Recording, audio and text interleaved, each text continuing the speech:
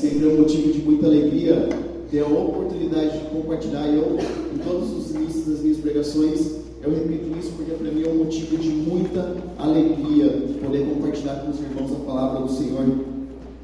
Eu estou meio sem voz, se minha voz acabar vocês não ligam, mas eu quero falar um pouco a respeito de uma palavra até que eu ministrei ontem na outra igreja. É uma palavra com o título: Como podemos queimar, ter um coração queimando de amor por Deus.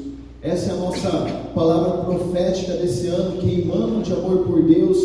E nós estamos chegando no meio do ano, no 6º mês. E existem muitas pessoas que já têm deixado esse fogo se apagar, essa chama se apagar, e nós não podemos deixar essa chama apagar nos nossos corações. E em nome de Jesus nós vamos sair daqui dessa noite com os nossos corações transbordando, com a chama queimando. E em nome de Jesus, se você entrou aqui nessa noite com o seu coração talvez abatido, triste, eu nem quero mais ir na igreja, a lenha não vai acabar e o fogo vai continuar queimando em nome de Jesus. E eu quero estar lendo uma história muito conhecida, que está lá em Daniel 3. Agora no início nós vamos estar fazendo a leitura do Daniel 3, do 1 ao versículo 7.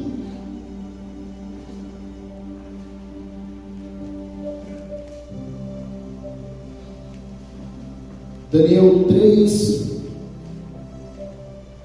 do 1 ao 7.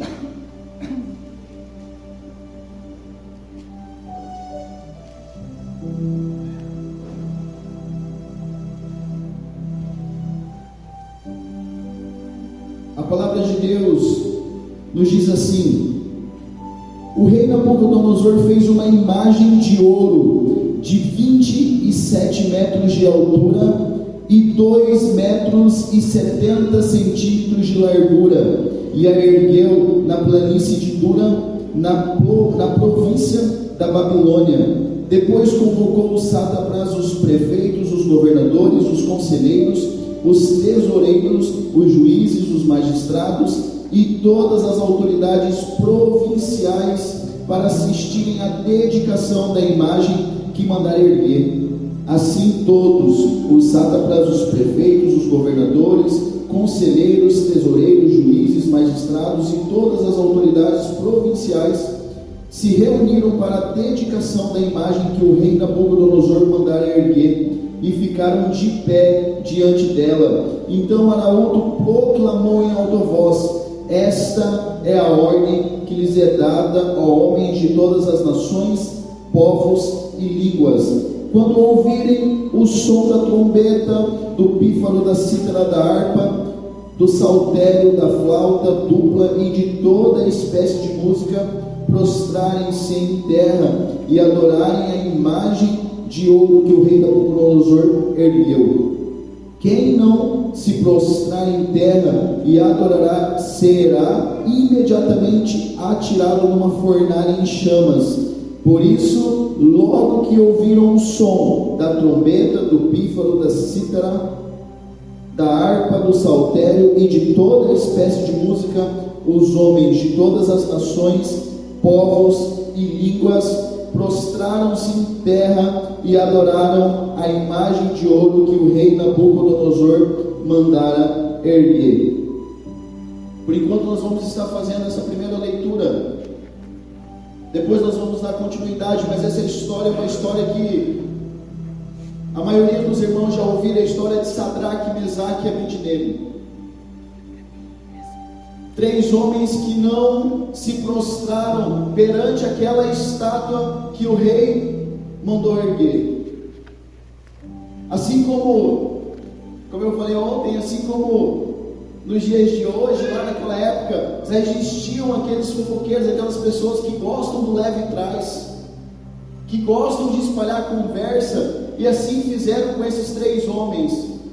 Chegaram lá para o rei e falaram: senhor rei, qual que era a sua ordem?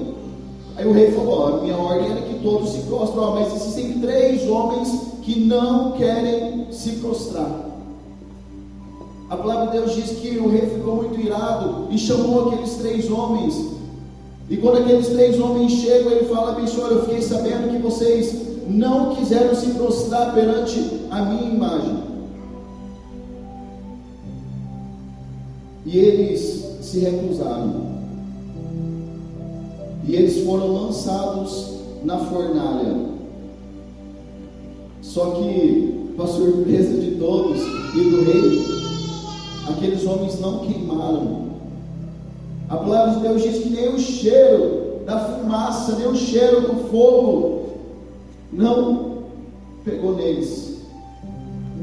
E a pergunta que eu quero deixar para mim e para você nessa noite é o porquê que esses homens não queimaram dentro daquela fornalha. E a resposta é que aqueles homens não queimaram com aquele fogo, porque a chama no coração deles queimava muito mais por Deus do que a chama dentro daquela fornalha. A chama no coração deles por Cristo queimava e queimava e queimava. E aquela chama era muito maior do que a chama que estava dentro daquela fornalha. Aleluia. E é essa chama, é esse fogo que Deus quer colocar no meu e no seu coração nessa noite. Eu volto a repetir: a lenha não vai acabar, o fogo não vai se apagar nas nossas vidas, no nome de Jesus. Aleluia. E o Senhor ministrou alguns motivos no meu coração, lendo essa passagem, ao qual sem nós não podemos queimar de amor por Ele. E o primeiro motivo pelo qual sem nós não podemos queimar de amor por Ele é que sem uma vida em santidade nós não vamos queimar. A palavra santo no original ela é kadosh. Kadosh em hebraico ela tem o seu significado separado. E é isso que nós somos. A partir do momento que nós entregamos a nossa vida para Cristo e nós caminhamos uma vida com Ele, nós temos uma vida separada. Separada do quê? Separada do mundo, separada de tudo aquilo que não agrada ao Senhor. E é interessante que todas as vezes que nós caminhamos em direção a Cristo, nós nos distanciamos do mundo. E quanto mais nós caminhamos próximo de Deus, mais parecido com Ele nós ficamos. E quanto mais parecido com Ele nós ficamos, menos nós pecamos. Isso é viver uma vida em santidade. Não significa que você não vai errar. Não significa que você não vai cometer um erro na sua vida. O bom era se eu e você, nós realmente fôssemos santos, não cometesse nenhum pecado. Mas a única pessoa que conseguiu ser santo foi Ele. Mas o melhor exemplo que nós temos na Bíblia é Davi. Um homem que cometeu falhas, cometeu erros. Mas jamais você vai ver na Bíblia Davi cometendo 2 vezes o mesmo erro. Porque ele tinha um coração arrependido. Quando ele errava, ele se humilhava na presença de Deus e falava: Pai, me perdoa, eu errei. Ele se levantava e continuava a sua caminhada. E assim precisa ser eu e você na presença de Deus. Nós precisamos ter essa vida separada do mundo. Você já percebeu que quando uma pessoa ela começa a conviver, caminhar muito com alguém, as suas características começam a se tornar semelhantes àquela pessoa?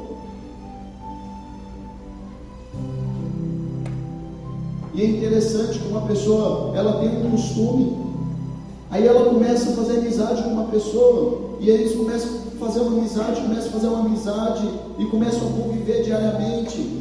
Aí demora um pouquinho, alguém chega e fala assim: nossa, você está igualzinho aquela pessoa. Eu escuto muito isso em todo lugar. Mas é um elogio, né? Isso é uma realidade. E assim é a nossa vida espiritual, quando nós nos afastamos do mundo, quando nós nos separamos do mundo e passamos a caminhar com Ele, com Cristo, as nossas características começam a ser parecidas com Ele, e é impossível ter as características dele e continuar nos mesmos erros. Então, se eu e você, nós queremos queimar, entenda isso, nós precisamos ter uma vida em santidade, uma vida separada do mundo, caminhando junto com Ele. Se nós entendermos isso, a chama vai queimar. O segundo motivo pelo qual nós não vamos queimar, nós não podemos nos dobrar perante os ídolos de hoje. Nós vamos dar continuidade na leitura. Daniel 3.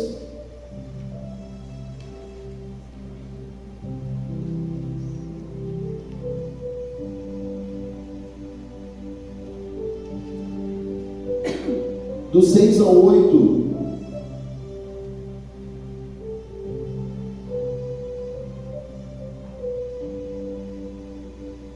Daniel 3, do 6 ao 8, diz assim: quem não se prostrar em terra e não adorará, será imediatamente atirado numa fornalha em chamas. Pode parar aí.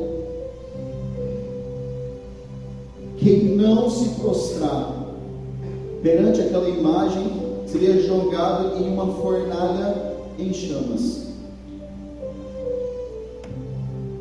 Para aquela época, para aqueles 3 homens, o ídolo para o qual eles deveriam se prostrar era aquela estátua. E hoje, quais são os ídolos ao qual nós temos se prostrado?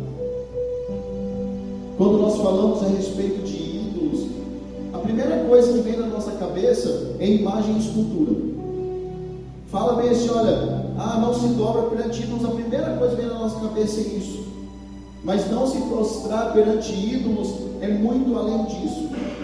Talvez hoje, se fosse erguida uma estátua gigantesca e ao som da música, todos deveriam se prostrar. Quando a gente saísse para fora e olhasse aquela estátua, talvez nós veríamos uma estátua de nós mesmos.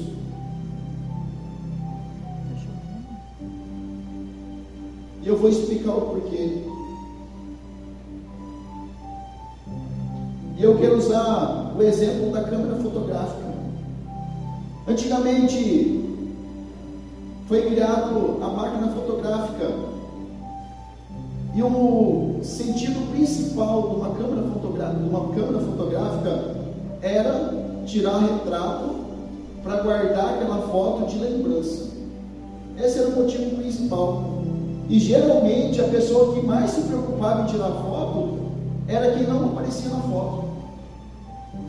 As câmeras eram pequenininhas, era caro para revelar.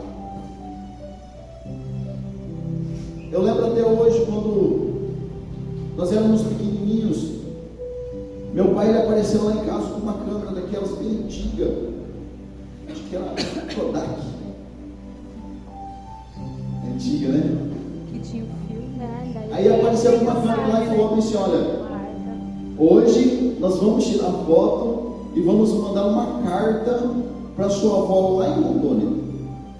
Minha avó mora a mais de 2.000 quilômetros de distância da gente. A carta demorava um mês para chegar. Aí meu pai foi lá tirar foto da gente. Ele se distanciou uns 30 metros da gente assim. Aí reuniu a gente no cantinho assim, atrás de um Fusca que ele tinha, e tirou aquela foto. Aí quando revelou a foto, ficou a gente pequenininho lá assim, e ele lá atrás. E assim, a distância. E a gente escreveu a carta, mandou para lá, colocou aquelas fotos lá. 60 dias depois chegou a resposta da minha avó naquela carta. E era assim. Mas com o passar do tempo, foi criado o celular. E o celular, ele facilitou muito isso. Porque agora a gente podia ligar e falar ali na hora com a nossa avó que estava longe. Com o passar do tempo, facilitou ainda mais. Porque daí a gente podia, os celulares vieram com câmera fotográfica, então a gente podia tirar a foto, mandava a foto e ligava. Se tornou tudo mais fácil. Depois vieram os celulares com câmeras frontais. Aí o que servia para ser guardado de lembrança, agora o seu alvo principal não é mais tirar foto de momentos, de pessoas. Agora o principal do celular, para que serve a câmera frontal? Para ser tirado selfie, para ser tirado foto de si mesmo. Aí as pessoas buscam, nossa, eu tenho que ver se a câmera frontal desse celular é boa, porque se eu tirar uma foto de mim, essa foto tem que ter uma qualidade boa. O que as pessoas mesmo se preocupam é se a câmera, o que eu vou tirar, se eu vou tirar foto da minha família, eu vou tirar, vai ficar bonito. Não, mas a câmera frontal tem que ser boa. Aí a pessoa tira a foto da câmera frontal é boa, aí aparece até os poros do rosto. Aí a pessoa pega e olha e fala bem assim, pô, mas ficou muito feio, apareceu tudo, as partes feias do meu rosto, eu preciso fazer o que agora? Eu vou colocar um filtro. Vários filtros. Aí a pessoa coloca um em cima do outro e tem filtro até que a mulher desse maqueia no... Com filhos. Isso não é errado. Só que o diabo, de forma muito sutil, tem feito com que eu e você coloquemos a centralidade na nossa vida. As pessoas precisam me aceitar. Eu já não me aceito mais como eu sou. Eu estou tirando uma foto. Antigamente você tirava uma foto, você via a foto, depois que revelava. Se você gostou, gostou. Se você não gostou, vai ter que jogar fora, não tinha o que fazer. Mas hoje as pessoas já não se aceitam mais, olham e falam assim, poxa, eu sou desse jeito, eu não quero ser desse jeito. Aí a pessoa vai lá e muda tudo, parece tudo, menos ela mesma. Aí a pessoa posta em uma rede social, para quê? Para as pessoas curtirem. Uau, eu vou tirar essa foto, eu vou melhorar ela e vou postar para as pessoas me curtirem, para as pessoas me aceitarem, para as pessoas gostarem de mim. Não importa se não sou eu ali naquela foto ali, mas as pessoas têm que me aceitar, têm que gostar de mim, têm que me curtir. E isso vai acontecendo, isso vai acontecendo, isso vai acontecendo, e o nosso eu tem crescido, e a centralidade de Cristo tem diminuído. Nós temos cantado tanto que Ele cresça, que Ele apareça, mas será que Ele tem crescido, Ele tem aparecido na minha e na sua vida? Quantas redes sociais hoje, que você entra, você olha, tem um monte de curtida, tem um monte de comentário. A única coisa que nós não conseguimos enxergar é Cristo na vida da pessoa. Aonde o centro deveria ser Ele, aonde as pessoas deveriam entrar na nossa rede social, deveriam entrar no nosso Instagram, no nosso Facebook e falar bem assim, eu estou vendo Cristo, eu vejo Cristo nas publicações, eu tenho vontade de seguir o Cristo como Ele serve. Será que o maior ídolo que nós temos nos prostrado hoje não é eu e você? Será que Cristo realmente tem sido o centro de nossas vidas? Nós oramos tanto por prosperidade. A bispa falou aqui, não é errado orar por prosperidade, mas o porquê que eu e você nós queremos prosperidade na nossa vida? Será que nós pensamos na obra social? Será que nós pensamos no próximo? Será que nós pensamos em levar a obra de Deus adiante com o nosso dinheiro? Ou nós queremos apenas ser prósperos na nossa vida financeira para comprar um carro novo, para comprar uma casa nova, para mobiliar nossa casa? Se é essa a motivação do seu coração, se essa é a motivação do meu coração, nós precisamos ver muito conceitos na nossa vida. Porque sim, nós precisamos deixar que Ele seja o centro da nossa vida. Nós precisamos deixar que Ele governe a nossa vida financeira, o nosso lar, a nossa casa, o nosso emprego.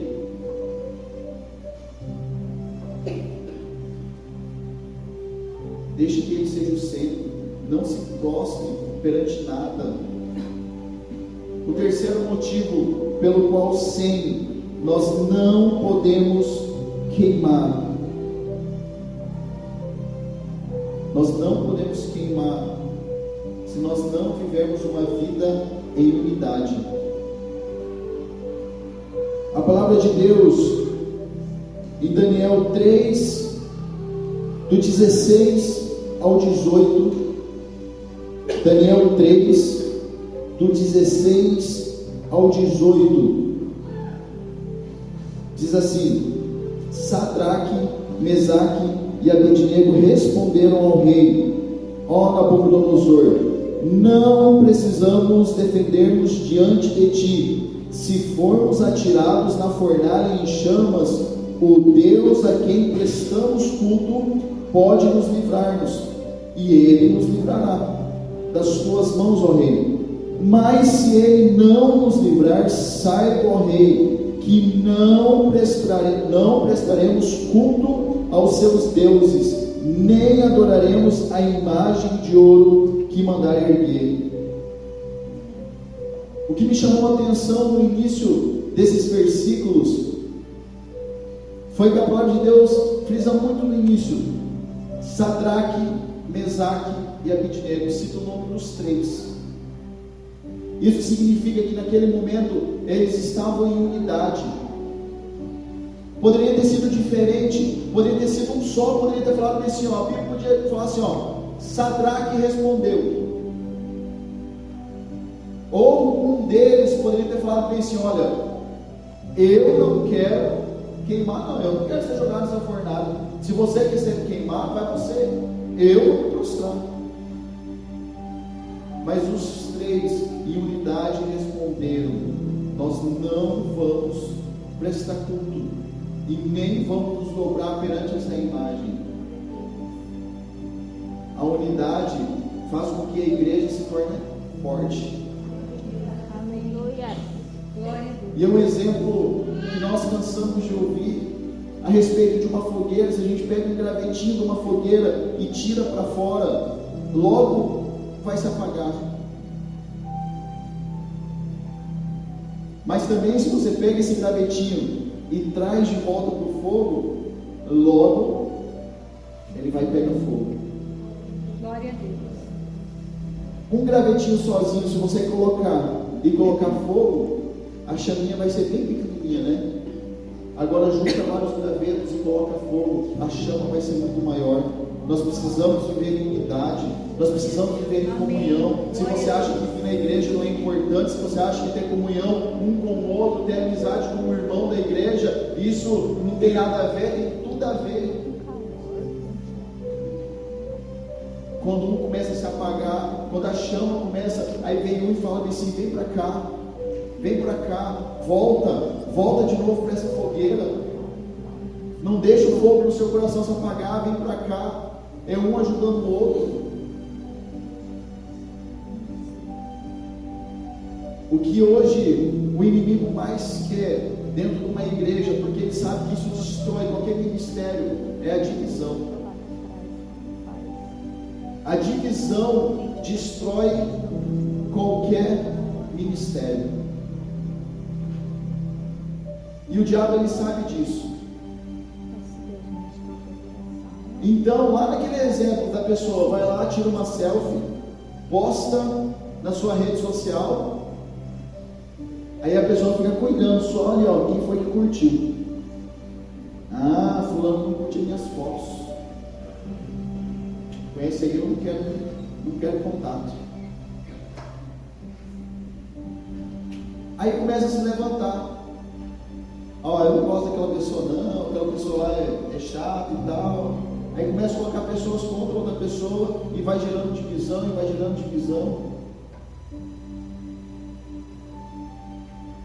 Pessoas não concordam com o líder dentro da igreja. Ah, eu não concordo. Eu não concordo com o bispo, não concordo com a bispa, não concordo com os líderes do ministério, não concordo com aquele líder. Aí se levanta contra. Aí começa a divisão. Começa a mostrar que tem mais força. Começa a mostrar que não, eu consigo derrubar. E faz de tudo para derrubar o ministério do próximo. E com isso, só quem vence é Satanás. Só quem vence é ele, porque a divisão destrói. E em nome de Jesus nós vamos ser uma igreja unida. Amém. Nós vamos ser uma igreja que vive em unidade. Amém, Senhor. Se talvez você sentiu vontade de não vir mais nos cultos, não vir mais na igreja, saiba que congregar é muito importante. Nós não vamos nos queimar se nós não mantermos essa unidade com Deus e com a igreja, com os nossos líderes. E para encerrar, o quarto e último motivo pelo qual nós não podemos queimar é sem a presença dele nas nossas vidas. Olha o que a palavra de Deus diz em Daniel 3, do 21 ao 30, a última parte. E os 3 homens, vestidos com seus mantos, calções, turbantes e outras roupas, foram amarrados e atirados na fornalha extraordinariamente quente. A ordem do rei era tão urgente e a fornalha estava tão quente que as chamas mataram os soldados que levaram Sadraque, Mesaque e Abednego, os quais caíram amarrados dentro da fornalha em chamas. Mas logo depois, o rei Nabucodonosor, alarmado, levantou-se e perguntou aos seus conselheiros: não foram 3 homens amarrados que nós atiramos no fogo? Eles responderam: sim, ó rei, ilesos. E ele exclamou: olhem, estou vendo 4 homens desamarrados e ilesos, andando pelo fogo, e o 4º homem se parece com o filho dos deuses. Então Nabucodonosor aproximou-se da entrada da fornalha em chamas e gritou: Sadraque, Mesaque e Abednego, servos do Deus Altíssimo, saiam, venham aqui. E Sadraque, Mesaque e Abednego saíram do fogo, venham aqui. E os sátrapas, os prefeitos, os governadores e os conselheiros se ajuntaram em torno deles e comprovaram que o fogo não tinha ferido o corpo deles, nenhum só fio do cabelo tinha sido chamuscado, os seus mantos não estavam queimados e não havia cheiro de fogo neles. Disse então Nabucodonosor: louvado seja o Deus de Sadraque, Mesaque e Abednego, que enviou o seu anjo e livrou os seus servos. Eles confiaram nele, desafiaram a ordem do rei, preferindo abrir mão de suas vidas a que prestar culto e adorar a outro Deus que não fosse o seu próprio Deus.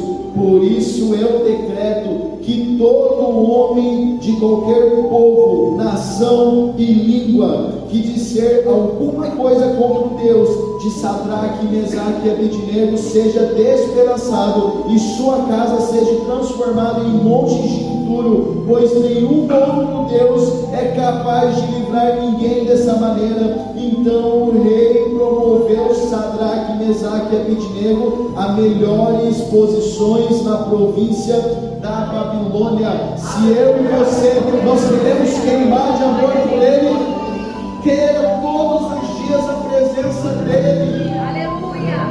O quarto homem estava presente naquele lugar e isso fez toda a diferença. Será que eu e você, nós temos buscado a presença dEle diariamente? Nós temos trocado a presença dEle por coisas tão pequenas. Mas aqueles 3 homens não trocaram a presença dEle. E Ele continuou com ele dentro da fornalha.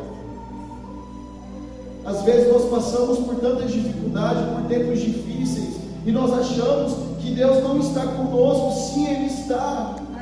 Sadraque, Mesaque e Abednego, eles não se livraram ali da fornalha, eles tiveram que entrar na fornalha, ser lançados na fornalha, mas Deus estava com eles ali, e eles passaram por aquilo. As adversidades na minha e na sua vida, elas não vão continuar, elas vão passar. Por isso nós precisamos todos os dias da presença dEle.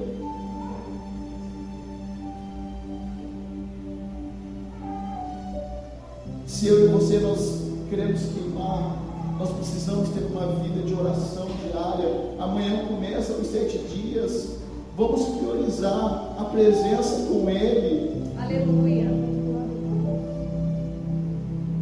Quantas pessoas deixam para orar, deixam para fazer a leitura da palavra somente na igreja, nos momentos de culto, e os dias vão passando, e nós vamos se acostumando a não ler, a não fazer uma leitura da palavra, a não orar. Só vir nos cultos não é o suficiente.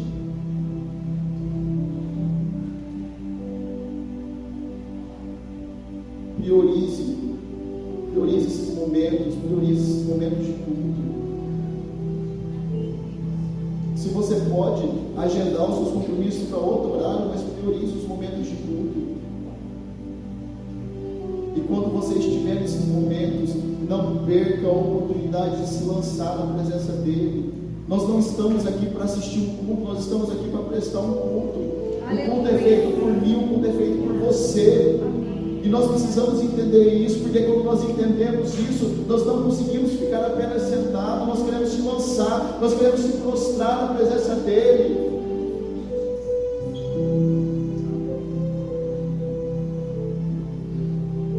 Esses 3 homens, eles decidiram viver uma vida em santidade, eles decidiram não se prostrar, eles decidiram viver em unidade, e a presença de Deus esteve na vida deles, e eles queimaram, e o chama no coração deles foi muito maior que aquela fornalha. Eu quero te convidar nessa noite a se colocar de pé.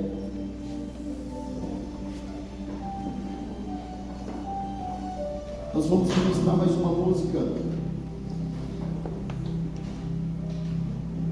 E em nome de Jesus nós vamos ter essa oportunidade de se lançar na presença dEle. Como eu disse no início, a lenha não vai faltar, a chama não vai se apagar. Só que nós servimos a um Deus cavaleiro, a um Deus que não vai entrar à força. Se eu e você nós queremos queimar, nós precisamos dar o primeiro passo e falar: Pai, eu quero queimar. Pai, eu quero queimar. Eu quero queimar. Eu quero queimar. Eu quero queimar. Se talvez você ache que não, mas eu já estou queimando, ainda tem mais fogo. Ainda tem mais fogo sobre a sua vida.